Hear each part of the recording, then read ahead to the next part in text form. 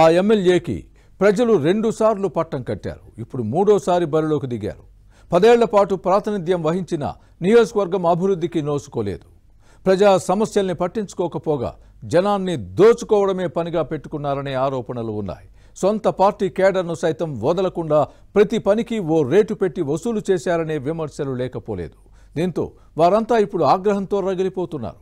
ఆ ఎమ్మెల్యేపై కసి తీర్చుకునేందుకు సిద్ధంగా ఉన్నారనే టాక్ నడుస్తోంది. ఇంతకీ ఆ నేత ఎవరు? ఏ నియోజకవర్గం? బరిలో ఉన్న ప్రత్యర్థి ఎవరు? బాపట్ల అసెంబ్లీ నియోజకవర్గంలో రాజకీయం రసవత్తరంగా మారుతోంది.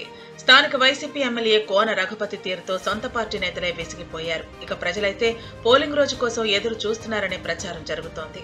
ఈ సీటు నుంచి కోన రఘుపతి 2 సార్లు ఎమ్మెల్యేగా గెలిచారు. తొలిసారి నెగ్గినప్పుడు ప్రతిపక్షంలో కూర్చున్నారు. రెండోసారి గెలిచిన తర్వాత శాసనసభ డిప్యూటీ స్పీకర్ గా పనిచేశారు. కేబినెట్ ర్యాంకు పదవి రావడంతో బాపట్ల ప్రజలు సంతోషించారు. తమ ప్రాంతం అభివృద్ధి చెందుతుందని ఆశించారు. కానీ పరిస్థితి పూర్తి భిన్నంగా ఉంది. దీంతో వారి ఆశలు ఆవిరయ్యాయి. కానీ పదవిని, అధికారాన్ని అడ్డం పెట్టుకుని కోన రఘుపతి దోచుకున్నారనే ఆరోపణలు వెల్లువెత్తాయి. దీంతో ఈ ఎమ్మెల్యేపై ప్రజల్లోనే కాదు, సొంత పార్టీ నేతల్లో కూడా వ్యతిరేకత ప్రబలింది. ఈ నేత తీరుపై కేడర్ నిరసన వ్యక్తం చేయడం అప్పట్లో చర్చనీయాంశంగా మారింది.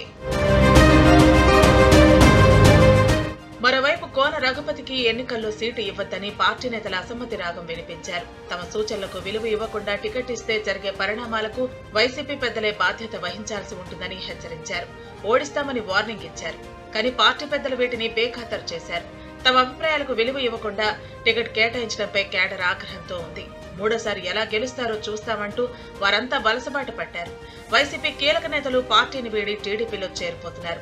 ఇప్పటికే మాజీ ఎమ్మెల్యే చీరాల గోవర్ధన్, పార్టీ నేత నరాలశెట్టి ప్రకాశరావు సహా పలువురు మాజీ కౌన్సిలర్లు ఫ్యాన్ పార్టీకి గుడ్ బై చెప్పి పసుపు కండువా కప్పుకున్నారు. మరికొందరు నేతలు కూడా వీరి బాటలోనే నడిచే ప్లాన్ లో ఉన్నారు. బాపట్ల అసెంబ్లీ నియోజకవర్గంలో టీడీపీ చేపట్టిన ఆపరేషన్ ఆకర్ష్ సక్సెస్ అవుతోంది. సైకిల్ పార్టీ అభ్యర్థి వేగేసిన నరేంద్ర వర్మ ఈ విషయంలో కీలక పాత్ర పోషించారు. బాపట్ల నియోజకవర్గంలో ఈయన 5 ఏళ్లుగా సేవా కార్యక్రమాలతో జనానికి చేరువయ్యారు. వారికి ఏం కావాలో తెలుసుకుని సహాయం చేస్తున్నారు. అదే సమయంలో ఎమ్మెల్యే కోన రఘుపతి మాత్రం నియోజకవర్గ ప్రజలను పీక్కు తిన్నారనే విమర్శలు ఉన్నాయి. దీంతో టీడీపీ అభ్యర్థి వర్మకు బ్రహ్మరథం పడుతున్నారు. ఎమ్మెల్యే కోన రఘుపతిపై కసి తీర్చుకునే ఆలోచనలో ఉన్నారు.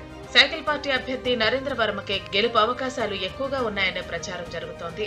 20 ఏళ్లుగా బాపట్లలో టీడీపీ గెలవలేదు. దీంతో ఈసారి పసుపు జెండా ఎగురవేసేందుకు వ్యూహాత్మకంగా పావులు కదుపుతున్నారు. ఓవైపు ప్రజా వ్యతిరేకత, మరోవైపు కేడర్ వలసతో వైసీపీ అభ్యర్థి ఉక్కిరిబిక్కిరి అవుతున్నారు. ఓటమి భయంతో వణికిపోతున్నారని సొంత పార్టీ కేడర్లోనే ప్రచారం జరుగుతోంది.